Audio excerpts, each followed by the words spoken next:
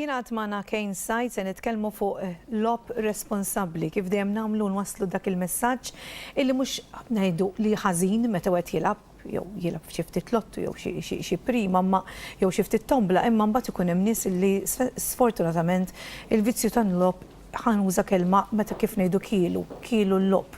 Ħafna nużaw din il-kelma. Kejn insellimlek kif inti l-ewwel nett. Insellimlek Marisa, insellem lit-tim kollu ta' Kalamita u nsellem lit-telespettaturi kollha li isegwuna regolarment. Ninsab tajjeb. Dak l-aqwa. Hija ħasra li persuna ma tirrealizzax li għandha din il-problema, naħseb waħda mill-affarijiet illi kif dejjem tkellimna meta wieħed ikollu vizzju tax-xorb, inti ħadd induna vizzju ta' droga juri ċertu sintomi, però l-lob ma tantx jagħtik sintomi. Però ikun hemm dawk it-trigger points ħanejdulhom hekk illi wieħed jista' jfittex u jista' jkun qed jinduna li problema qiegħda hemm. Kemm kbira forsi ma tirrealizzax dak li qabel ma tiskava fil-fond u tara eżattament x'inhu jiġri, però jista' jkun hemm xi sintomi illi juruk li dak li jkun għandu problema tal-lob. Ħanitkellmu fuq dan illum. Sewwa qed tgħid Marisa, normalment l-aktar problema li titla fil-wiċċ f'persuna li qed bati mill-vizzju tal-lob tal-azzard hija l-problema finanzjarja. Hemmhekk persuni viċin dawn l-vizzjati jistgħu jindunaw li hemm xi tip ta' problema. Meta l-vizzjat ikun minn għalih li għandu pereżempju ammont ta' flus il-bank meta ma jkollux. Jibda iħallas b'ċekkijiet li ma jibdewx jissarfu. Ikollu dejn kbir. Ħafna cards fuqu li fuq dawn il-cards ma jkollux flus ikun ħlihom. Imma jkun konxju ta' dan kollu ġifieri. Normalment lanqas biss ikun konxju, għandek raġun. Issib min jaċċetta li għandu problema u issib min qisu jkun qed jgħix f'ħolma. Il-problemi jippersistu. Telefonati, meta persuna ma jibqax ikollha flus normalment tissellef fuq l-idejn, problema twassal l-oħra, il-problema kbira li għandna f'pajjiżna tal-użura, jibda jirċievi telefonati ta' theddid, jibda jirċievi SMSs ta' theddid biex ovvjament iħallas id-dejn li jkun għamel. Sintomi oħrajn li persuna tittoqgħod attenta hija tibdil tal-burdata. Ġieli ikun ferħan immens, pereżempju jkun rebaħ, meta jitlef jaqa' f'depressjoni akuta. Ħsibijiet imgerfxin, ma jkunx jaf x'qed jagħmel, speċjalment fuq il-post tax-xogħol. L-attenzjoni tonqoslu radikalment. Dawn huma sinjali li persuna, mhux il-persuna tkun għaddejja mill-vizzju biss, tittoqgħod attenta għalihom, imma wkoll, anzi ngħid speċjalment il-persuni tal-madwar li vvizzjat. Il-vizzju tal-lob kif qed tajjeb ħafna inti ma jġorx riperkussjonijiet fiżiċi, imma sfortunatament problemi mentali, psikoloġiċi, soċjali, għax il-persuna tinqata' totalment mis-soċjetà, l-unika priorità ta' ħajjita kif dejjem nirrakkonta jispiċċa l-lob.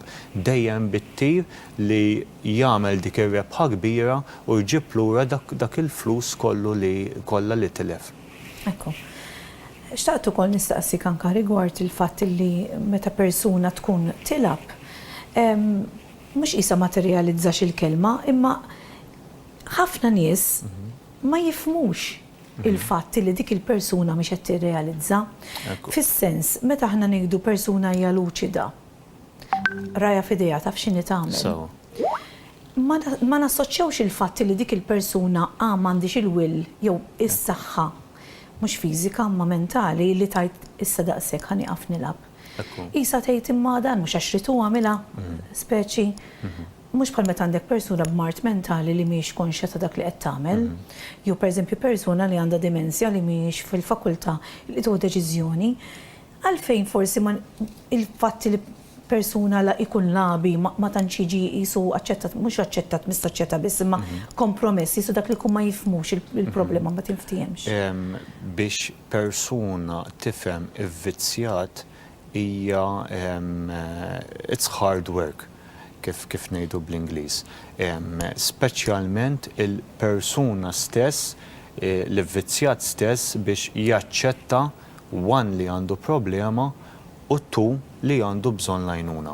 Jiġifieri jekk l-vizzjat jirrikonoxxi dawk iż-żewġ passi ikun għamel l-ewwel pass kbir biex niftehmu l-ewwel pass kbir għall-irkupru. Iva sewwa tgħid normalment hekk jiġri lil persuni tal-madwar tiġbidlu l-attenzjoni darba u ġieli u ma jagħtix każ jew hi ma tagħtix każ.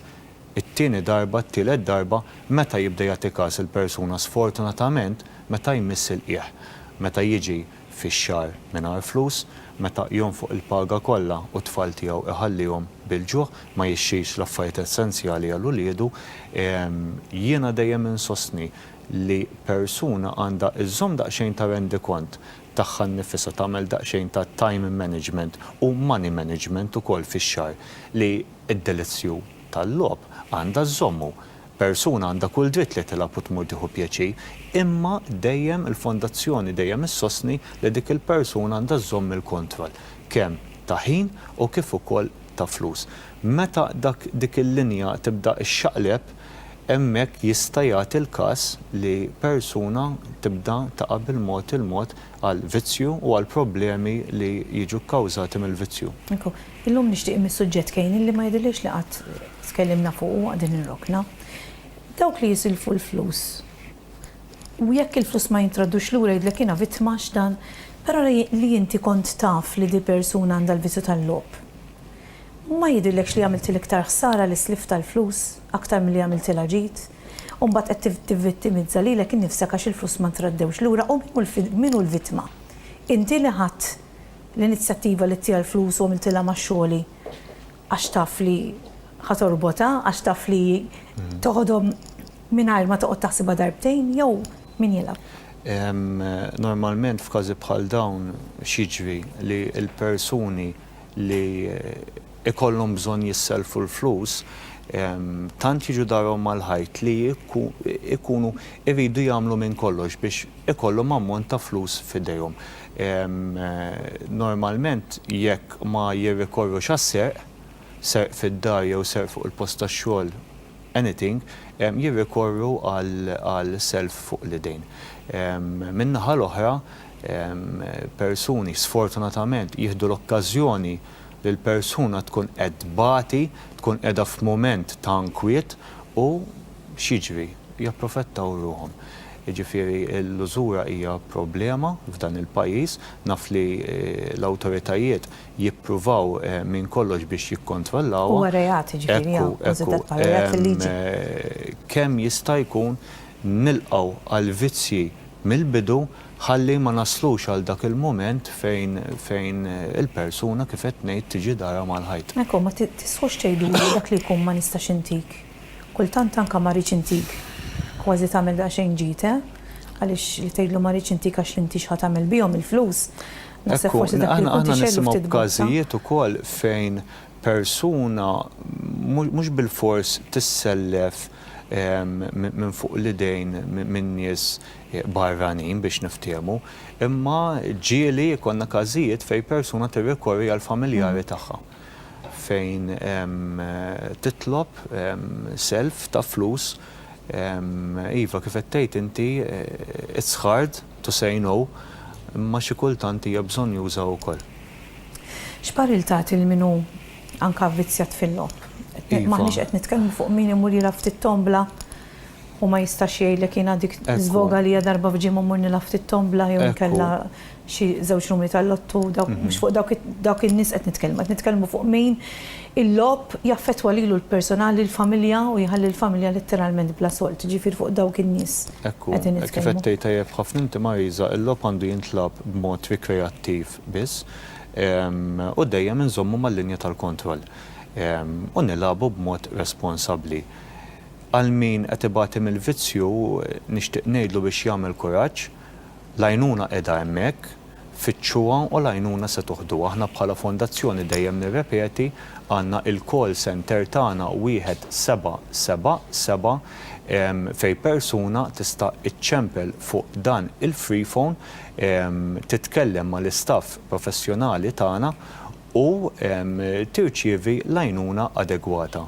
Barra mill-call center tagħna 1777 persuna tista' taċċessa wkoll il-website il-ġdida tagħna hawnhekk nieħu ċans Mariża fejn ngħid lit-telespettaturi li għamilna revamp website ġdida prattikament dejjem taħt l-istess indirizz www.rgf.org.mt għamilna website aktar user-friendly, aktar tratta online fej persuna tista' bottom right hand corner xorta tibqa' tuża il-servizz taċ-chat line tagħna, servizz anonimu fejn flok persuna titkellem bit-telefon tista' tiċċettja mal-istaff imħarreġ tagħna. Jiġifieri tikteb flok titkellem.